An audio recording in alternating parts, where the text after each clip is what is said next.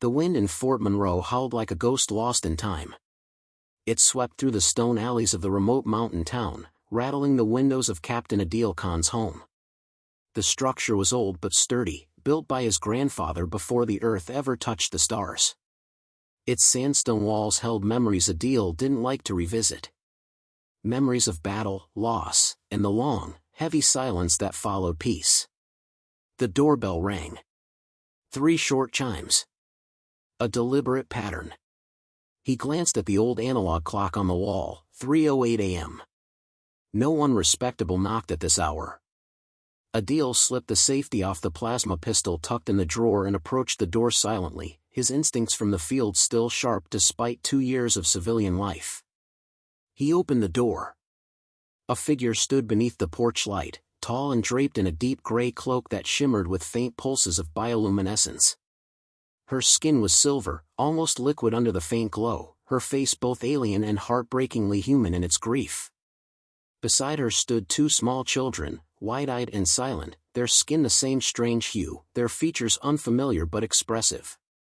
"I will warm your bed, human," she said, her voice strained, trembling, heavy with something Adeel didn't recognize, desperation perhaps. Adeel didn't move. "Who are you?" "My name is Zaira Khan. I'm a widow. My children are in danger." He looked past her. No vehicles. No drones. Just the darkness of the mountain road curling into the cold fog.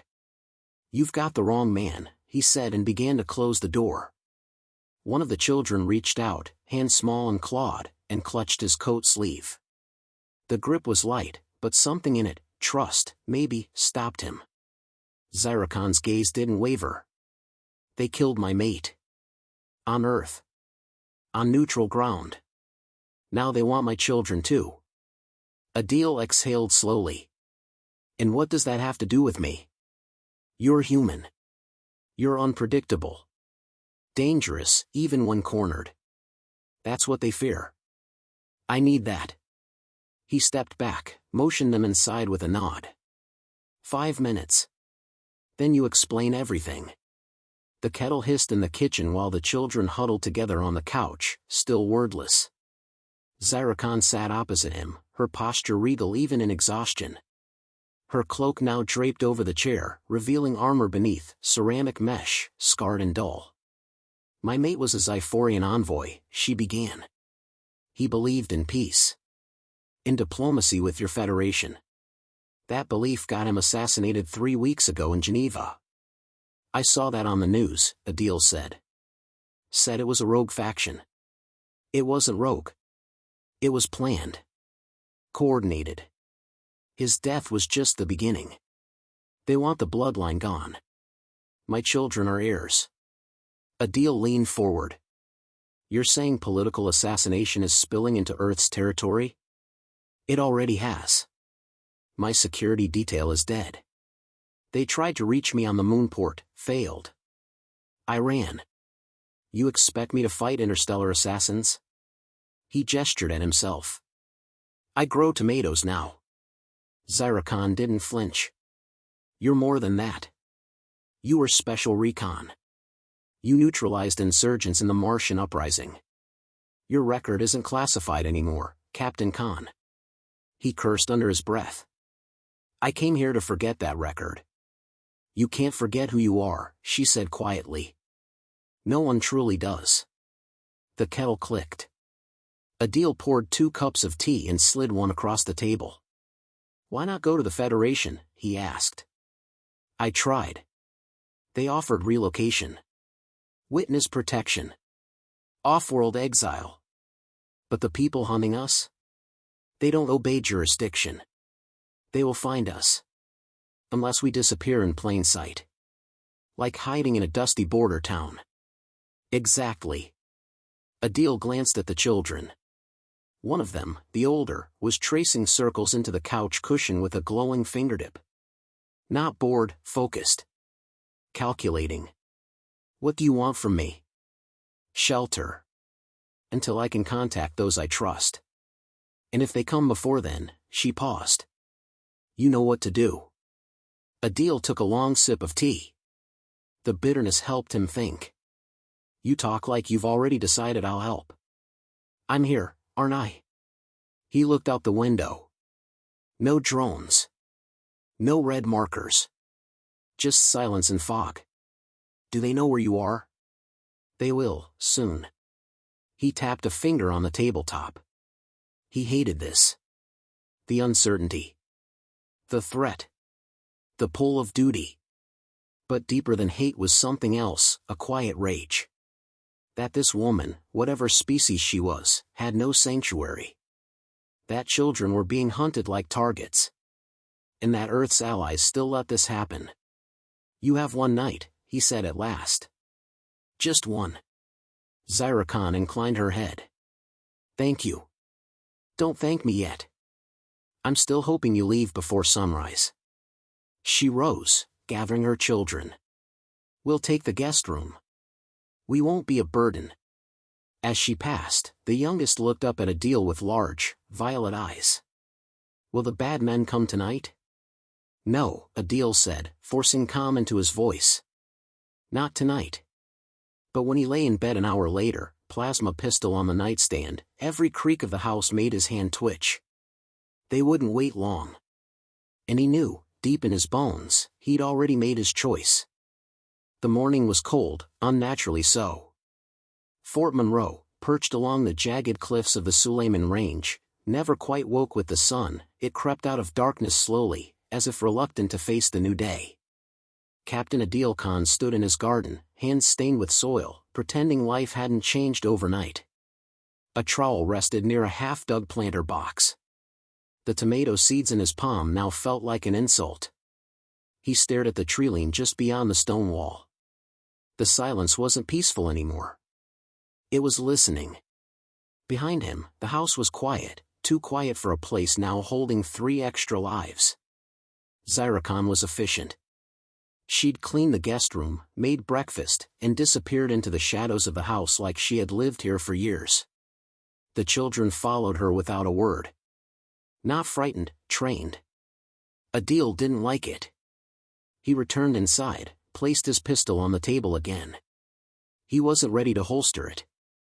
Zaira Khan was in the corner of the room, interfacing with a slim silver device, a portable data core, alien tech that shimmered when touched. She looked up, scanning his expression like radar. They're here, she said. Adeel stilled. Where? Not in town yet. But close. I intercepted a transmission on a narrowband frequency. Too clean for civilians. Encrypted? Triple-layered. Zyphorian standard military encryption, rotated through a human override key. That means inside help. He turned toward the window. Beyond the haze, dust spiraled off the distant road. A vehicle approaching slowly. Civilian style, but heavy. The kind that carried weight it didn't want others to see. They're testing the perimeter, Zaira Khan added. Observing response times. You've dealt with this before? She nodded. Too many times. Adeel grabbed a pair of field binoculars from the cabinet and stepped onto the roof. The car stopped at the edge of town, one of those civilian off-roaders, dented, intentionally undermaintained. 2 figures emerged. One stretched and leaned against the hood. The other scanned the houses with what looked like a thermal scope. They didn't hide it. Adeel tapped the side of the binoculars to zoom in. No insignias. No uniforms. But military all the same, tight postures, strategic eye movements. Mercenaries, likely ex-military or off-world contractors. He stepped back inside. Pack a go-bag for the kids, he said. Food, medical, thermal blankets. Enough for 3 days. Zaira Khan didn't argue. You're not calling authorities? They'll be too slow. And if there's inside help, they'll tip them off before they get here. We handle this ourselves. She paused. You don't have to do this. I didn't last night, he said. But that was before I saw who's knocking. By evening, the town had changed. Adeel knew Fort Munro like a pulse. People here were poor, proud, and quiet. But they noticed things. Today, shop shutters didn't rise. Strangers lingered on corners too long. Even the goats walked nervously. Adeel checked the surveillance drones he kept dormant since retirement, low orbit, solar-charged, nearly invisible. They hummed back to life and swept across the valley. He linked the feed to his HUD visor and set perimeter alerts. He wasn't running. He was baiting them in. At 10:44 p.m., motion sensors pinged. 2 figures approached the back of his property, crawling low. Not children. Adults. Quiet, disciplined, using blind spots between sensors. But they missed the tripwire he'd run under the utility pipeline. One step, click, and the trap snapped. A flash pulse burst upward, blinding and disorienting. Adeel launched from the shadows before the second man could recover. One punch to the throat, one twist of the wrist, and a muffled cry ended in silence. The other fell to a stun baton Zyricon had activated just seconds behind him. They dragged both bodies into the tool shed. "I thought you wanted to live quietly," Zyricon said, wiping her hands. "I still do. This is me trying." He examined their attackers. No ID, no fingerprints. Augmented bone structures. One had subdermal implants, black market tech for cognitive enhancement. Overkill for kidnapping. These weren't freelancers. They were sent with precision. Zyricon's device chirped. She glanced at the screen. They've activated a fallback unit. 6 more operatives. ETA, 90 minutes. Adeel nodded. So they expected failure. They always do, she said. But they never plan for your kind of response. He loaded his old assault rifle from the wall safe. It hummed as it synced to his palm print. The gun, a sleek Earth-designed rail variant, purred with latent fury. "They'll come in waves. To exhaust you," she warned. "They'll need more waves." She paused. "Why are you really doing this, Captain?" He checked the mag because I once left a family behind, thinking duty was elsewhere. They died. And now? Now I don't walk away when it knocks on my door again. When the next wave arrived, they didn't crawl. They came fast, 3 from the east, 2 from the tree line, 1 over the roof with a glider suit. A coordinated breach. But Adeel had played this game before, in Martian tunnels, in Europa's mines, and once, silently, in the chambers of Titan. The man on the roof never touched ground. Adeel's drone clipped his glider mid-descent and sent him tumbling into the dirt like a broken kite. The 3 from the east met as claymores. The last 2 breached the wall and were met with Zyricon herself. She didn't fight with elegance. She fought to kill. When it ended, Adeel sat against the wall, breathing hard, watching smoke curl into the cold night air. Blood seeped into the soil. Zyricon crouched beside him. "You're injured." "Just winded." Her children peeked from the doorway. "Not afraid." "Not crying." "Just watching." "What happens now?" she asked. Adeel looked up at the stars. "Now they'll send someone smarter. Someone who studies before striking. We've hurt them. That's dangerous." She placed a hand on his shoulder. "Not heavy. Just grounding." "I'll contact my sister," she said. "She's High Council. She can secure us off-world." "No," Adeel said quietly. "They'll expect that. We do the one thing they won't expect." She tilted her head. "Which is?" "We stay." Zyricon looked at him for a long time, then simply nodded. Outside, the wind changed again. But this time, it wasn't just cold. It was watching. By dawn, the valley was eerily still. No birds, no distant bleats from goats, not even the soft roll of the wind. Just silence. A taut, unnatural quiet that made the skin crawl. Adeel Khan stood on the roof of his home, eyes scanning the horizon through a scope. There was no mistaking it now, this wasn't a raid. It was a siege. And they were down to their final play. They've stopped sending fodder, he muttered. Zyricon joined him, visor gleaming faintly in the pale light. They've recalibrated. Whoever's leading them now, he's watching, learning. And waiting for us to break. Adeel marked 2 heat signatures on the ridge, snipers, camouflaged. Another pair was circling through the west trail. No direct attack. Not yet. We're being boxed in, he said. 2 hours, maybe 3, before they tighten the net. We can't hold this place forever, Zyricon said. Even you can't. I don't intend to. Adeel stepped down from the roof and gestured toward the basement hatch beneath the tool shed. I've been digging a fallback tunnel since the Martian days. Thought I'd never use it. Zyricon looked at him with something close to admiration. You plan for war even while growing tomatoes. No. I just never stopped hearing the war. He handed her a compact bag, rations, thermal packs, medical gear, and a short-range communicator. Take the kids. Move through the tunnel. You'll surface near the abandoned weather tower 5 kilometers east. I'll meet you there. She froze. You're staying. I'll slow them down. Buy you time. She gripped his wrist. Don't make this a sacrifice. It's not. It's a trade. Time for distance. Zyricon didn't argue further. Instead, she pulled something from her cloak, an iridescent pendant, warm to the touch. She pressed it into his hand. What is it? A memory crystal. My children will know your face, even if you don't return. He looked down at it, then at her. Then make sure they remember what it cost to protect them. They didn't say goodbye. It didn't feel right. Not yet. The house became a fortress. Adeel moved fast, resetting traps, relocating decoys, syncing the drone feed with the external motion sensors. Every window was blocked, every door rigged.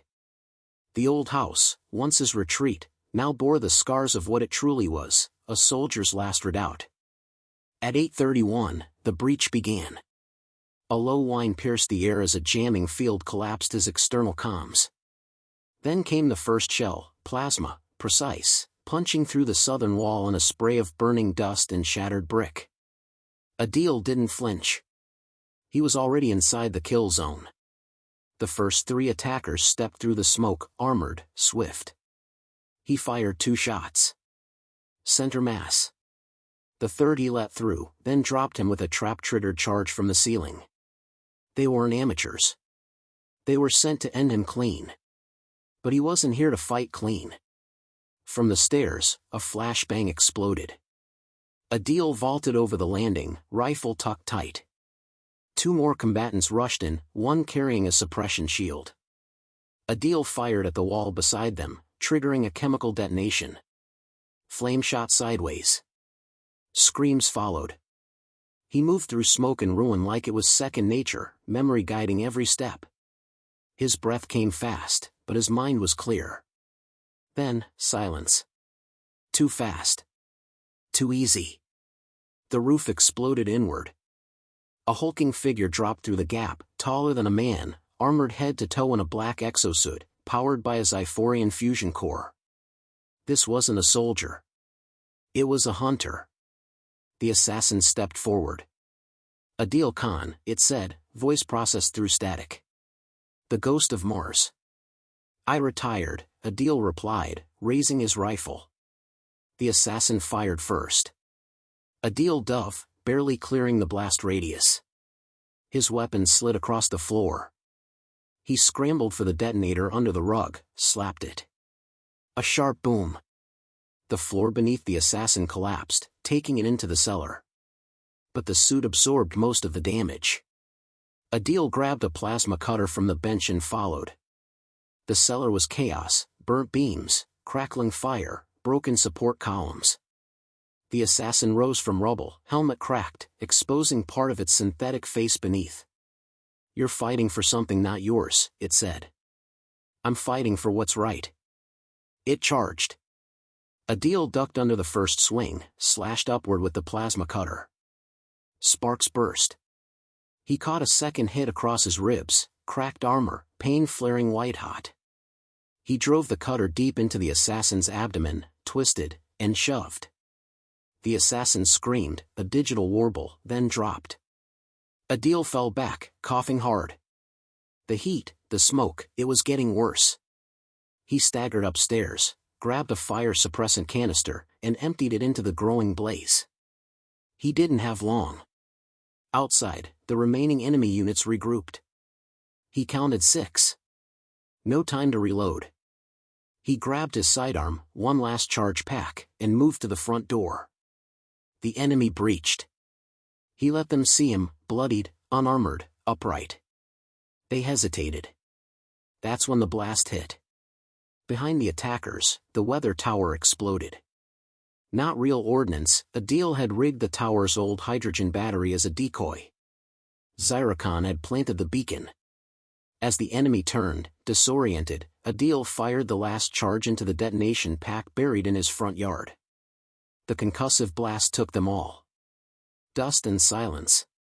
2 days later, on a remote hillside bathed in dusk, Khan stood beside her children. A small mound of earth rested before them. She had returned alone, against logic and warnings, to find him. He hadn't made it to the rendezvous point. But she found what remained, his rifle, shattered but recognizable. And the pendant she'd given him, fused with blood and fire. She buried it with care. Her youngest son placed a smooth stone on the grave. "Will we ever see him again?" he asked. She placed a hand on his shoulder. "We carry him now. In every breath, in every choice." Far above, a Federation cruiser broke atmosphere. They turned to leave, cloaked by twilight. Behind them, the grave faced east, toward the house, the valley, and the gate where one human had made his stand.